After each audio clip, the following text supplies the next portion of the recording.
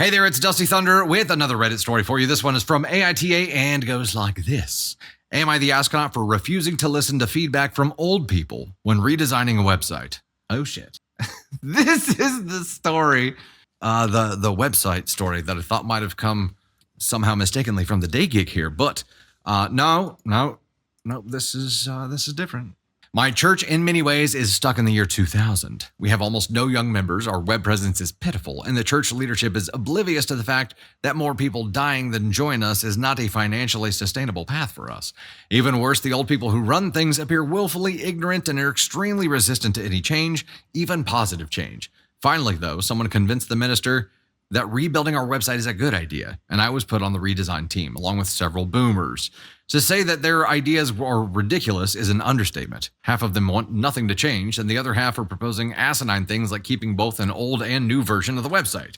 We had our latest meeting on Saturday, and I finally had enough. I told our team leader, who can't even remember the name of the web design vendor, that her idea of keeping an old version of the website is utterly stupid and unworkable. I then explained that the world is changing and that we must adapt with it or face financial ruin as a congregation. One of these adaptations is moving into the 21st century when it comes to the website. Several of them nodded their heads as if I had made a solid point, but I imagine that once they actually see any concrete changes, they will just throw a tantrum. I know that the limited number of fellow young members have no interest or ability in web design, and those who do are occupied by activities that they have planned with their kids. I also know that if I quit this team, we will continue to function as if the year is 2000 and our numbers will continue to shrink. I don't know what more I can do. I'm trying to convince people showing early signs of dementia who will have passed away before the financial hardship hits the benefits of trying to modernize, and it feels like trying to reason with a bunch of toddlers. After the last meeting, the team lead said that she understood my sentiments, but that my tone was a bit of an issue. She said that I needed to dumb things down for the old people and reminded me that they didn't grow up with the internet. I laughed and responded, I couldn't agree more. So why do you feel the need to lead a project about something you are totally ignorant about? OP's never been in customer service. Oof. I hadn't intended to ask such a pointed question, but the situation was absurd. It reminds me of the line, we've tried nothing and we're still failing. I don't understand. I'm super close to quitting this redesign team, but I think it might be better to just find another church at this point. Why rearrange deck furniture on the Titanic, right? I would like to hear your opinions on this. Am I the astronaut? Top comment, you're the asshole. Your tone is indeed a problem. Whether you like it or not, these older people are your colleagues on the design committee, and although I suspect you are working for free, they are effectively your clients. If you need to blow off steam to your friends about how your clients are hindering things, that's one thing. We all have clients like that. But you cannot approach your clients or your colleagues with open contempt and expect them to work with you. Yeah. This is a problem. No. There is a distinction here. This is a member of the design committee that is a volunteer committee. They are working with the website redesign vendor. So the vendor is relying on them to give them some kind of instruction to get this thing done. But my problem with you, OP, is that you are not solution seeking at all, right? Like, yes, you are planting your flag, but to what end? What is your plan here? To what end? Right now, you're ready to take your ball and go home. That's pretty clear. You're like ready to find another church. And I get it. You're looking long game here, and you're like, look, this is going to hit us, and it's going to hurt way down the line. I understand that. However, what you are trying right now is not going to lead to any kind of solution. It's going to lead to division, which is going to make things tougher. Processes will take longer. You need everybody on board here. So I would challenge you to break this process down and say, what areas can this demographics input be truly helpful? Sit them down and do a brainstorming session and only identify the top 10 things that people need to use the website to accomplish. That's it.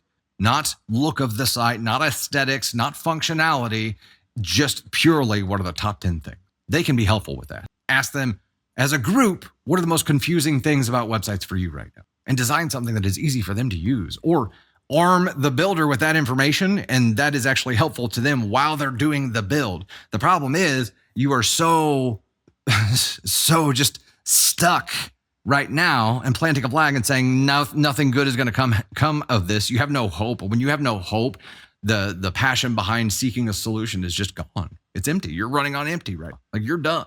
You're done. And that's okay, but you need to understand how you got here. And you got here, your tone is just a symptom of where you're at mentally with this situation, or maybe generally. But I think if you start to look at solutions instead of problems, you're going to find progress to be much easier to obtain because you're going to be moving the ball forward a little bit at a time. And momentum is a huge thing, right? Momentum is a huge thing when solving problems. All right, what little pieces of this can we solve with their help? How will they be helpful? Let's move the ball downfield. So instead, you're just focused on the problems. Here's the problem, here's a problem, here's a problem, here's a problem. Why are you leading a team you know nothing about?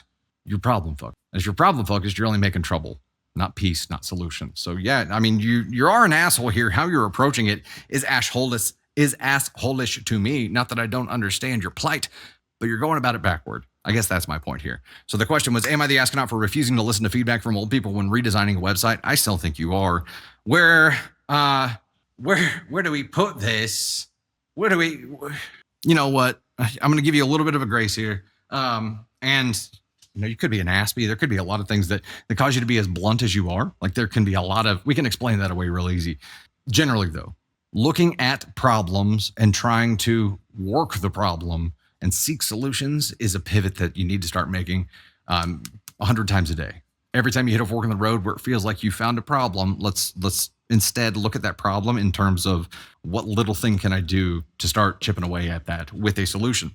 And that feels like a 3 thing to me. It feels like you should have done it differently. You should have approached this whole thing differently. Not a could have, should have, definitely should have. It's not a, I don't think you're evil for this. And you may be a 2. You truly probably are a 2, but I'm giving you a 3 because I'm hoping that you can turn this boat around. And before you think about jumping ship, if jumping ship is your first gut reaction, then I'm starting to understand why teamwork is a new thing for you. You know what I mean?